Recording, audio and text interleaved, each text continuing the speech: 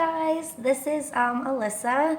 I'm making this video because I recently got called out on Tomi Lahren's show because she really liked my sign, although I bet she didn't like it. She doesn't like it enough to have me on, so I'm going to do a little call-out video just in response to hers. One thing I really want to make clear is a lot of people will pick on or will say negative things because we're out saying it's not my president.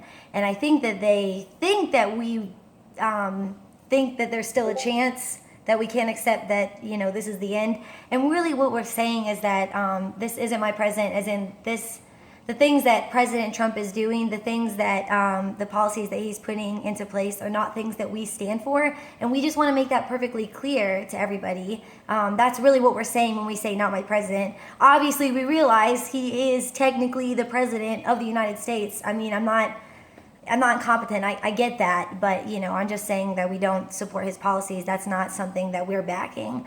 Sorry, I made some notes, so I'm gonna keep notes. Again, so hilarious that because I am out protesting or participating in marches, I can't possibly have a job. I do have a job. I do work, and like most people who do march and protest actually do have jobs. I know that's crazy, such a wild concept that we like to spend our days that we actually do get off trying to take to the streets to make a difference.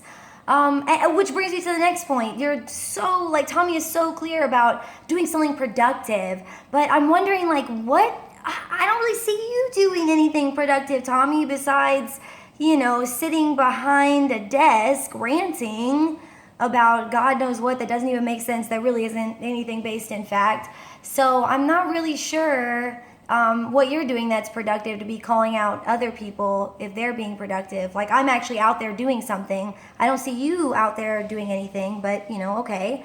And then I love how she equated income inequality to life just not being fair. You know, that's true. Life is not fair. But there are certain things that are systematically like happening that are not fair that we could actually change. Again, another wild concept.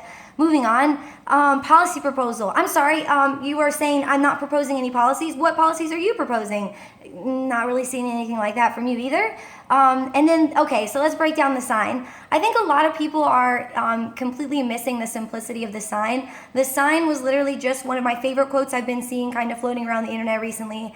It just really spoke to me because the Republican Party and those who are conservative, even Tomi herself, says that they're Christians, they really believe in God. Yet how they act and the things that they say, the beliefs that they choose to support otherwise are really not things that Jesus himself would be here backing. If Jesus was here today and there was people that were like, hey, I'm hungry, and I'm hungry, like what would Jesus do? He would give them food. It doesn't matter if they have a drug problem, or it doesn't matter who they are. That's just not what Jesus would do. And it's just so funny that you guys would want to waste money. Like, do you know how much money that would cost just to start drug testing anybody who needs government assistance? That in and of itself would be such a waste of money.